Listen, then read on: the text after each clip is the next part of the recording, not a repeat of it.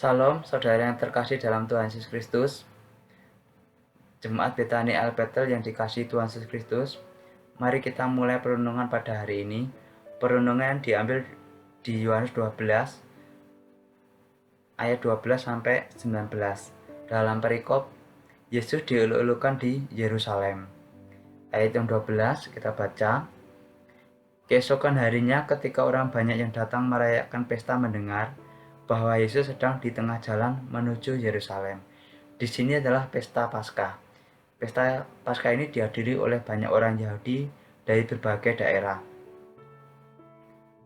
Ketika Tuhan Yesus datang ke Yerusalem itu juga merupakan bagian dari misi penyelamatan Allah. Kedatangan Tuhan Yesus di Yerusalem ini direspon positif juga oleh orang-orang Yahudi yang pada waktu itu datang untuk ke pesta Paskah. Respon positif itu bisa didapati karena dia melihat pelayanan Tuhan Yesus yang luar biasa, fenomenal, dan mujizat yang dilakukan adalah luar biasa. Seperti yang ditulis di ayat 17, orang banyak yang bersama-sama dengan dia ketika ia memanggil Lazarus keluar dari kubur dan membangkitkannya dari antara mati, memberi kesaksian tentang dia, yaitu orang-orang Yahudi yang datang di pesta Paskah itu melihat apa yang dan mendengar apa yang Tuhan Yesus lakukan, mujizat-mujizatnya. Salah satu mujizatnya juga yang membangkitkan Lazarus dari kubur, dari kematian. Itu hal-hal yang peristiwa luar biasa sekali, hal yang besar sehingga banyak orang mendengar, sehingga banyak orang merasa kagum melihat apa yang Tuhan Yesus lakukan. Nah, respon positif ini juga bisa dilihat di ayat yang ke-13. Mereka mengambil daun-daun palem, yaitu orang-orang Yahudi, dan pergi menyongsong dia sambil berseru-seru, Hosana, diberkatilah dia yang datang dalam nama Tuhan, Raja Israel. Orang-orang Yahudi mengambil daun-daun palem. Nah, ini tanda penghormatan akan Tuhan Yesus. Daun-daun palem yang digunakan orang Yahudi itu budaya pada waktu itu untuk memberikan penghormatan, tanda penghormatan pada orang yang menang peperangan atau menyambut orang yang mengalami kemenangan dalam perang. Hosana. Nah, kata Hosana di sini menekankan kata perintah yang dalam bahasa Inggrisnya yaitu give salvation now. Kalau terjemahan dalam bahasa Indonesianya, berikanlah keselamatan sekarang, yang sekarang menjadi kata sambutan bahkan pujian, yaitu sebuah kata pujian, Hosana. Diberkatilah dia yang datang dalam nama Tuhan, Raja Israel. Nah, di sini mengutip di Mazmur 119 ayat 26. Itu kata diberkati dia yang datang dalam nama Tuhan, Raja Israel. Ini sering diucapkan, sering dikatakan oleh bangsa Israel, orang Yahudi dalam pondok Daud. Ketika dia mengucapkan itu, dia mengatakan Hosana, diberkati dia yang datang dalam nama Tuhan, sambil menggerakkan tangan mereka, itu melambaikan tangan. Kemudian ayat 14, Yesus menemukan seekor keledai muda, lalu ia naik ke atasnya, seperti ada tertulis, jangan takut. Ayat 16, hai putri Sion, lihatlah rajamu datang, duduk di atas seekor anak keledai. Nah, itu Tuhan Yesus memakai keledai untuk masuk ke Yerusalem untuk menggenapi, yaitu dari penggenapan dari Zakaria, Nabi Zakaria 9 ayat 9. Selain di situ menggenapi nubuatan, kenapa Tuhan Yesus pakai keledai nggak pakai kuda? Nah, kuda itu dilambangkan tentang kekokohan, kemudian kekuatan, kemudian banyak orang yang mengasumsikan kuda itu sebagai diasumsikan peperangan gitu. Tapi Tuhan Yesus keledai sebagai tanda untuk kerendahan hati, bahwa untuk memberikan mereka pandangan bahwa ini Raja Israel untuk menyelamatkan mereka, memberikan hubungan manusia yang terputus dengan Allah itu bukan dengan peperangan, bukan dengan kekerasan. Itu pandangan Tuhan Yesus berikan kepada bangsa Israel. Karena pada waktu itu orang Israel menganggap Tuhan Yesus itu sebagai raja yang bisa melepaskan dari mereka pada waktu itu di bawah pemerintahan Romawi. Mereka bisa melepaskan dari pemerintahan Romawi dan Mesias bagi mereka mungkin dengan kekerasan peperangan. Tapi enggak, di situ kan mengkai keledai sebagai kerendahan hati, bahwa mereka memberikan gambaran bahwa Tuhan Yesus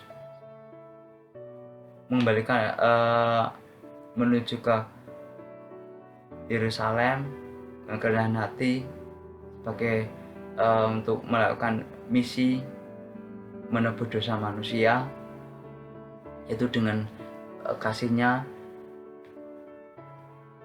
dengan mengorbankan dirinya, sehingga hubungan manusia yang terpisah itu bisa dikembalikan, yaitu Paskah ya. Berkenaan dengan Paskah juga, ketika Tuhan Yesus datang itu ke pesta Paskah itu berkenaan bahwa Tuhan Yesus itu juga pesta Paskah pada waktu itu pesta untuk memperingati bangsa Israel keluar dari Mesir, dari perbudakan menuju kemudian tanah perjanjian. Lah ketika Tuhan Yesus datang ke Yerusalem itu berkenaan dengan pesta Paskah, tapi Tuhan Yesus menyelamatkan manusia pada yang percaya kepadanya itu bisa diselamatkan dan kembali kepada dikembalikan hubungannya manusia yang terpisah itu kepada hubungan dengan Allah. Kemudian ayat 16, mula-mula murid Yesus tidak mengerti akan hal itu, tetapi sudah Yesus dimuliakan, teringatlah mereka bahwa nas itu mengenai dia dan bahwa mereka telah melakukannya juga untuk dia. Ketika Tuhan Yesus dilulukan, orang banyak diagung-agungkan, dipuji-puji, pujian kepada Tuhan Yesus, puji-pujian kepada Tuhan Yesus. Itu murid nggak mengerti bahwa nas itu kepada ditunjukkan pada Tuhan Yesus. Tapi setelah Tuhan Yesus dimuliakan, mereka baru mengerti, ya ini perbuatan Roh Kudus ya yang memberikan pengertian pada mereka setelah Tuhan Yesus dimuliakan, yaitu peranan Roh Kudus kepada mereka, yaitu mereka menerima Roh Kudus ketika setelah Tuhan Yesus dimuliakan, dilulukan, sehingga mereka mengerti itu perbuatan Roh Kudus. Kita pentingnya untuk melibatkan Roh Kudus dalam kehidupan kita supaya kita mengerti apa maksud dan tujuan yang terjadi ya dalam kehidupan kita, dan minta bimbingan Roh Kudus untuk mengerti tiap firman. Ini terbukti bahwa firman yang dilulukan itu untuk Tuhan Yesus. Berarti itu tidak mengerti, baru mengerti setelah Tuhan Yesus dimuliakan. Kalau Roh Kudus nggak memberikan pengertian pada murid-murid itu tidak akan mengerti. Kemudian ayat 17, orang banyak yang bersama-sama dengan dia ketika ia memanggil Lazarus keluar dari kubur dan membangkitkannya dari antara mati, memberi kesaksian tentang dia. Sebab itu orang banyak itu pergi menyongsong dia karena mereka mendengar bahwa ia yang membuat mujizat itu. Yaitu orang-orang yang menyongsong Tuhan Yesus, mereka mendengar, yaitu di sini ada dua orang-orang yang menyaksikan tentang mujizat yang Tuhan lakukan kepada Lazarus. Kemudian orang-orang yang menyaksikan itu, sesaksi mata itu menginjil kepada orang-orang lain, memberikan kesaksian bahwa Dialah Tuhan yang membangkitkan Lazarus. Hanya Tuhan Yesus lah yang bisa membangkitkan Lazarus ketika Lazarus ini sudah mati ya lebih dari dalam 3 hari. Kemudian ayat 19, maka kata orang-orang Farisi seorang kepada yang lain, kamu lihat sendiri bahwa kamu sama sekali tidak berhasil. Lihatlah, seluruh dunia datang mengikuti dia. Rancangan orang jahat, rancangan orang fasik itu pasti tidak akan terlaksana pada orang-orang yang benar ya di sini. Jadi ini bahkan orang Farisi tersebut bahkan ingin membunuh Lazarus yang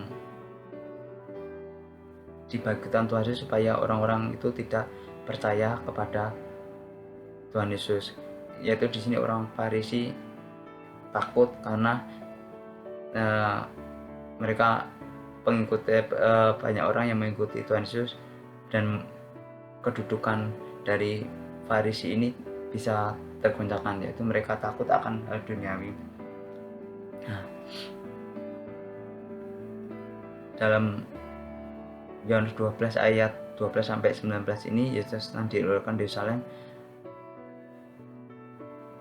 Mari kita mengambil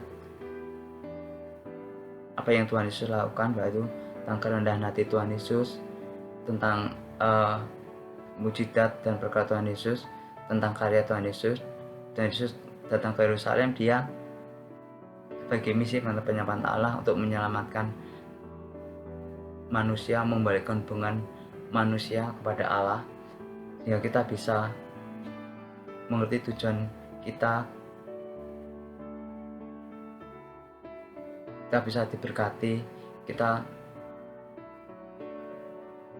bisa memberikan kesaksian seperti kesaksian orang-orang yang melihat